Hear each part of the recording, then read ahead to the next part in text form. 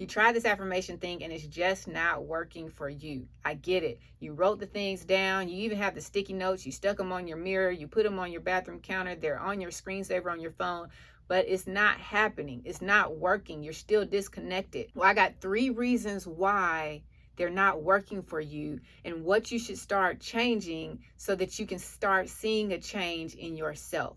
Stay tuned to the end of the video too, because I have a bonus hack that will help you take your affirmations to the next level. The first thing that's happening is you're using negative words when you're saying your affirmation. The subconscious mind doesn't distinguish. Is it distinguish?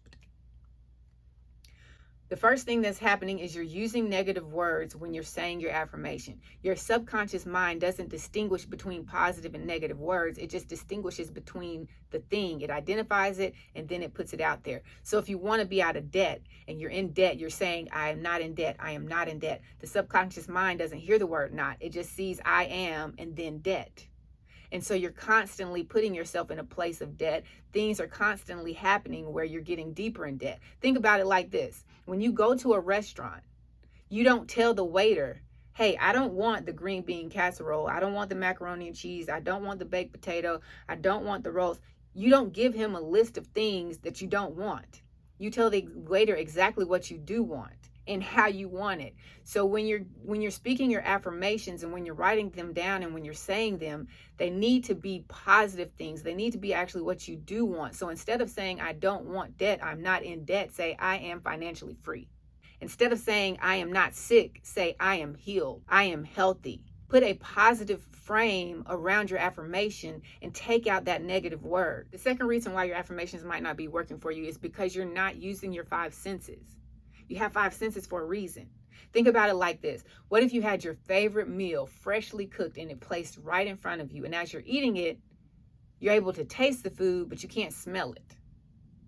Or what if you could smell the food, but you couldn't taste it? Do you think it would be as enjoyable? When you're focusing on your affirmations, you have to use your 5 senses. You have to see what it is that you want to accomplish. You have to visualize it. You have to hear how it sounds. You have to smell what it smells like. You have to see what it tastes like. You have to submerge yourself in the environment of being that affirmation. So if you want to be healthier, what does it look like? Your body's not aching. Your blood is flowing. You're not on medication. What does that feel like to you? How are you going to act when you're there? What is that world?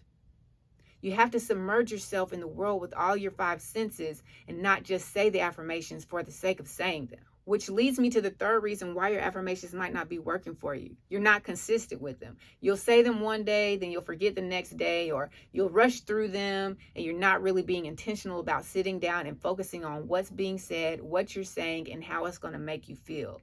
So because you have them written down somewhere, they're stuck on the mirror, you look at it and you're like, okay, yeah, I got that. Cool. But you're not consistent. Like anything in life that you want to be better at, that you want to obtain, it requires consistency. If you want a better relationship, it requires consistency. If you want to be financially free, it requires consistency. If you want to have a promotion on your job, it requires consistency. So you have to be consistent in doing the things in order to get what you want. Here's my bonus tip. When doing your affirmations, attach an emotion to it.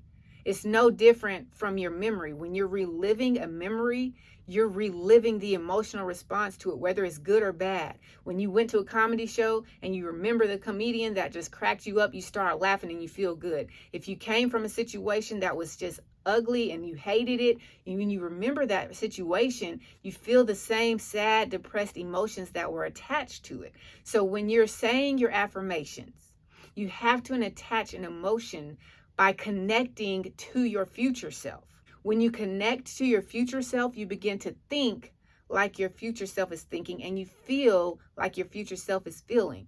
So if you're out of debt and you're financially free, what does financial freedom look like to you? Are you living in a different neighborhood? Do you have a certain amount of money in your bank account? How do you feel? What decisions do you make now? Who are you hanging out with now? What are you buying or not buying now? When you think about where you want to be with your affirmations as you're speaking this positivity over your life, you need to think from the person who's already there, from the version of yourself who's already made it to whatever it is that you want in your life.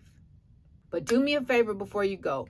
Comment come through below if you're thankful that God woke you up this morning. And stay tuned for more videos like this. 'Cause she gone.